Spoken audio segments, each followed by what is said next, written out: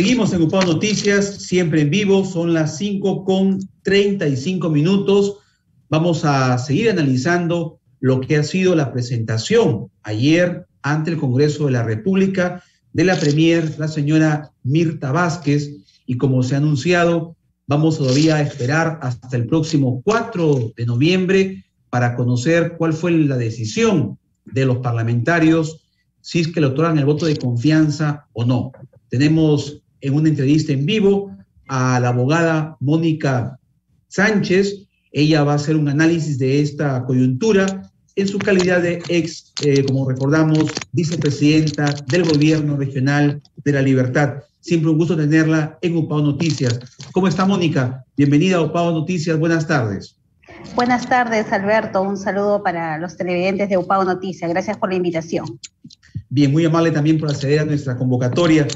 ¿Cuáles son sus primeras impresiones, Mónica, después que ayer todo el Perú siguió con mucha expectativa el discurso que pronunció la Premier, la señora Mirta Vázquez, ante el Parlamento, pues, para el voto de confianza de este nuevo gabinete del presidente Pedro Castillo?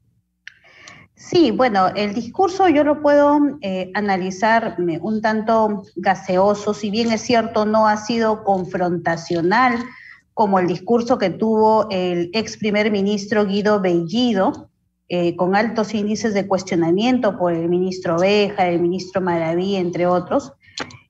No ha sido confrontacional, ha sido un discurso de llamado más bien a la unidad, al diálogo. Sin embargo, no ha tenido medidas concretas en salud, en educación, en reactivación económica, en inversiones, y algo muy importante que tú has mencionado, Alberto.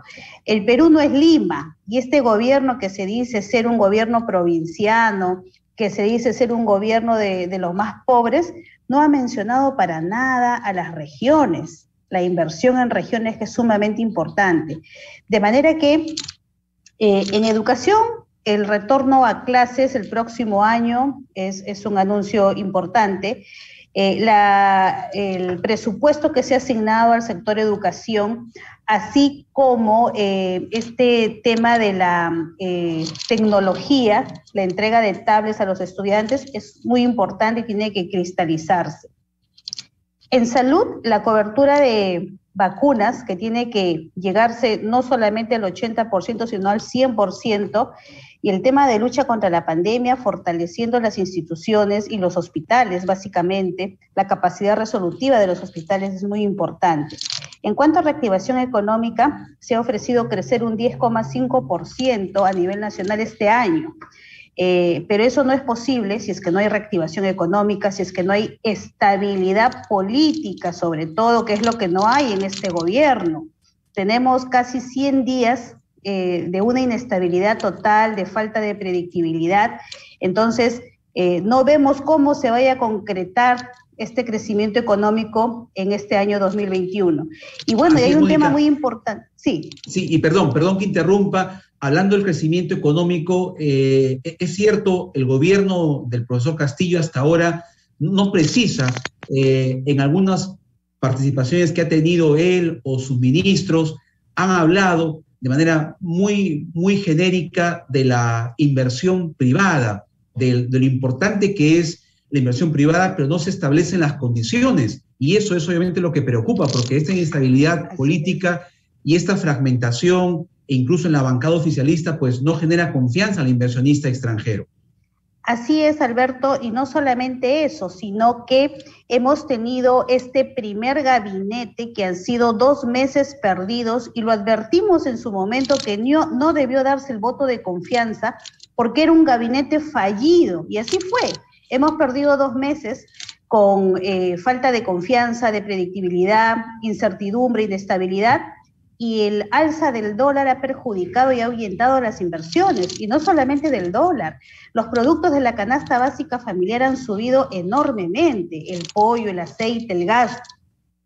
¿Y cómo se va a trasladar la reactivación económica si es que aún ahora tenemos serios cuestionamientos contra el ministro del Interior, contra el ministro de Educación, que hacen que este gabinete tampoco la tenga tan seguro. Entonces, ¿cómo hacemos si la primer ministra hoy día tampoco ha dicho qué cosa va a pasar con la Asamblea Constituyente? Si esa promesa de campaña todavía sigue en pie, además que la población, los líderes de opinión consideran que este no es un tema prioritario para el país y esto genera incertidumbre porque no sabemos cuáles van a ser las reglas del juego si es que se persiste en la Asamblea Constituyente. De manera que el tema de la reactivación económica tiene mucho que ver con la estabilidad política. Por eso es importante que este gabinete se pronuncie y ya escucharemos el debate de los congresistas en relación a lo que se busca por parte de este gabinete y si se le otorga o no el voto de confianza. Además que, Alberto, hay un tema importante que no se ha tocado como debería ser, con la profundidad que debería haberse tocado con medidas concretas, como es la inseguridad ciudadana. Nuestra región es una de las que sufre día a día crímenes, robos, asaltos, extorsión, sin que haya una medida más que la continuación del programa Barrio Seguro, que vemos que en nuestra región no rinde los resultados que esperamos, ¿no? Sí, y ahí, Mónica, quería hacerle una pregunta muy particular, porque usted ha sido autoridad política aquí en la región, como vicepresidente del gobierno regional, y en las últimas semanas se generó una polémica entre el alcalde provincial, la prefecta y la policía. El alcalde responsabilizaba directamente a la prefectura y a la policía de esta inseguridad que se había incrementado en Trujillo. De su experiencia, ¿cómo se debe manejar las estrategias de seguridad ciudadana en un contexto tan convulsionado como el que vivimos ahora?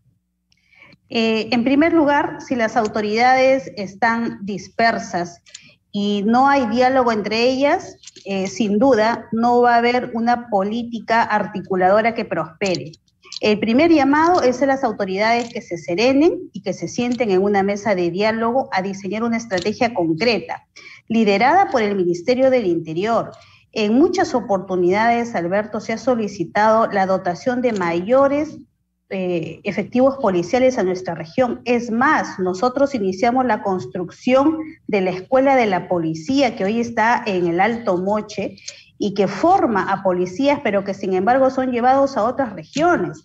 Los congresistas de la bancada de la región La Libertad deben ponerse de pie y exigir que nuestra región tenga mayor atención con seguridad ciudadana, y espero que las autoridades, en lugar de hacer públicas sus diferencias y sus discrepancias, que seguramente son naturales y normales, piensen en la población más que en sus liderazgos, en sus instituciones. Nosotros hemos sido autoridades y sabemos que esto es una lucha muy fuerte, es tedioso, responsabilidad de todos, es responsabilidad de nadie, pero hay que articular, hay que trabajar y hay que diseñar una estrategia sólida, y nuestra región tiene años luchando contra la inseguridad sin un resultado realmente que reduzca las cifras de homicidios, de violencia, de extorsiones, como lo vemos hasta la fecha. Sí, finalmente, Mónica, ha sido importante abordar ese tema porque es parte de nuestra realidad y que no lo ha mencionado la Premier en su discurso, no se ha hecho público ninguna propuesta sobre ese tema para las regiones, excepto Barrio Seguro. Y ya para concluir, ¿qué es lo recomendable hoy? ¿Qué es lo más saludable para el país? Vamos a esperar hasta el próximo 4 de noviembre, escuchar cómo se pronuncia el Congreso de la República. ¿Le dará el voto de confianza o no? En esta situación, ¿qué es lo que al Perú le conviene para poder seguir apuntando hacia ese desarrollo que todos anhelamos?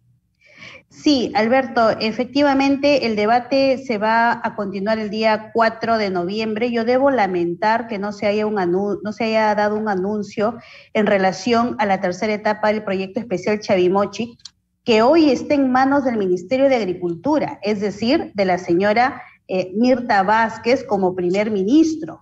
Entonces, perfectamente hubiera podido hacer el anuncio de la reactivación o el destrabe de la tercera etapa de Chavimochi. ¿Y qué esperamos? Esperamos con mucha expectativa el debate de los congresistas, que no sea tiempo perdido ya, que busquemos la gobernabilidad, pero exigiendo el respeto irrestricto a la democracia y a las instituciones como el Congreso de la República, ¿no? Esperamos un debate alturado, un debate con propuestas, y que la primer ministro, que tiene que cambiar al ministro del Interior porque no es garantía de nada, sino por el contrario, vivimos una ola de delincuencia en la región de Libertad y encima tenemos un ministro del Interior cuestionado, que está más entretenido en limpiar su imagen que en atender la inseguridad ciudadana. De manera que esperamos, Alberto, y a la ciudadanía estar vigilantes, atentos, y esperemos que por la gobernabilidad el debate sea alturado con propuestas y la primer ministro pueda recoger las propuestas del Congreso de la República. Bien, muy amable, Mónica, siempre es un gusto poder conversar con usted en UPAO Noticias. Estaremos atentos para seguir debatiendo esos temas que son de interés público. Gracias, la abogada Mónica Sánchez, ex vicepresidenta del Gobierno Regional en UPAO Noticias. Gracias, Mónica, hasta luego. Muchas gracias, hasta luego. Vamos a una pausa, 5:45 de la tarde, regresamos con más en UPAO Noticias.